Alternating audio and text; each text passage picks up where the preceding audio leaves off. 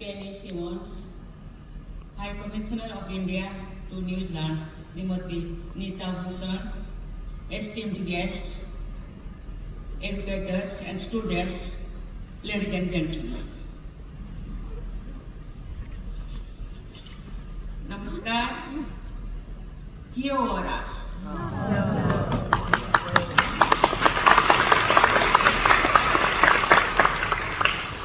It is a pleasure to address the International Education Conference in New Zealand. It is indeed significant that India is the country of honor for this year's conference. Education has always been close to my heart. I have seen and experienced firsthand the transformative power of education. I grew up in a remote village in India where access to quality education was limited.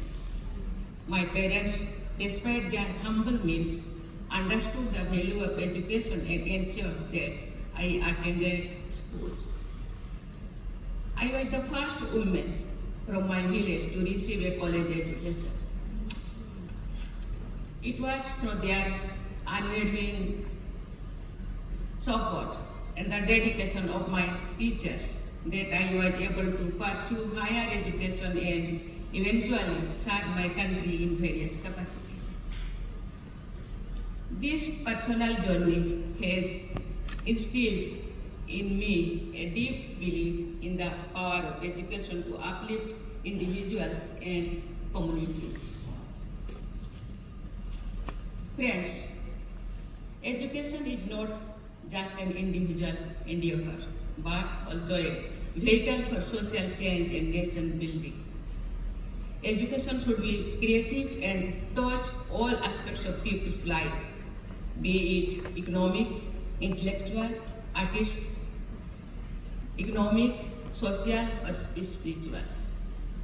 Education in our society to create leaders, thinkers, guides, protectors, and keepers of the conscience of society.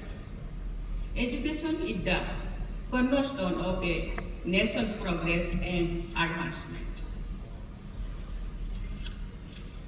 Knowledge has always been the highest purpose of life in India. From our timeless scriptures of life, the Vedas, Upanishads, and the Buddhist Tripitaka, to the rich Sangam literature and the ancient centers of learning like Nalanda and Takshashila, knowledge has been an eternal pursuit in India. In 21st century, India, our education system played a significant role and has produced leaders in diverse fields who are contributing not only in India but also around the world. Today, India has made notable progress in the field of education. Our literacy rates have gone up significantly. More and more educational institutions have been set up across the country. And there is wider representation from across various sections of society in the education system. In higher education, India boasts some of the world's premier institutions such as the Indian Institution of Technology and Indian Institution of Management. These institutions have been instrumental in producing world-class engineering, scientists, managers who contribute to the global knowledge economy. I am glad that the consortium of New Zealand universities has established a center at IIT Delhi for academic collaboration. Government of India is bringing reforms to enhance quality and excellence in education. Our National Education Policy 2020 is aimed at transforming Indian education landscape by promoting multidisciplinary learning, critical thinking, and global competitiveness. It also opens our avenues for greater collaboration with foreign educational institutions. New Zealand is renowned for its high quality education with particular focus on research and innovation, inclusivity and excellence. Education remains one of the top service exports of New Zealand. In incorporation of Maori culture and language into the curriculum has not only contributed to its preservation but has also enriched your education environment. Given the priority attached to education by our two countries, it seems natural that we have developed such strong educational ties. India and New Zealand enjoy a warm and friendly relationship anchored by shared values rooted in democracy and rule of law. Our rich cultural exchanges and robust people-to-people ties have played an important role in fostering mutual understanding and goodwill between our nations. Educational exchanges are an important aspect of our bilateral ties.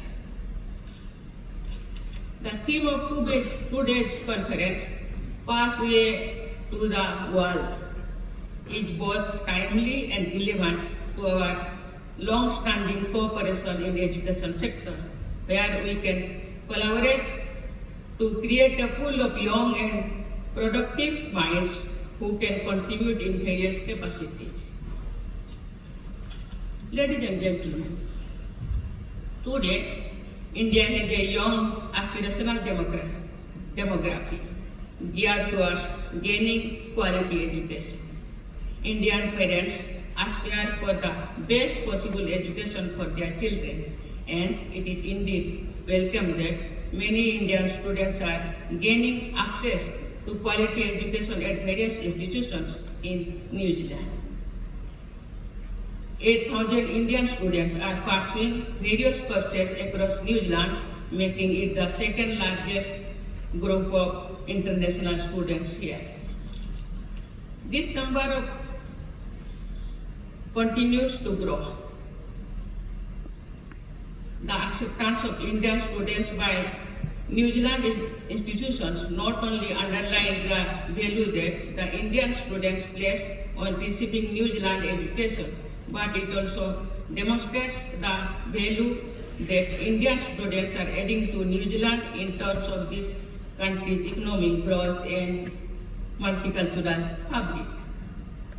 Both countries, therefore, need to work together to ensure that this success story continues. This would need regular exchanges between the institution, experts, and regulators of both countries. The New Zealand Education Conference offers a great opportunity to continue strengthening the ongoing cooperation in education and also for exploring newer areas of cooperation. With rapid advancement of technologies, our educational institutions may collaborate in digital education and technology integration, such as artificial intelligence and machine learning, vocational and skill-based training, climate and environment studies, cultural exchange programs, research and innovation. I am confident that the discussions and exchanges of this conference will pave the way for even stronger education ties. I will conclude here by conveying my heartfelt gratitude to Education New Zealand and to the Government of New Zealand for honoring India in such a special way.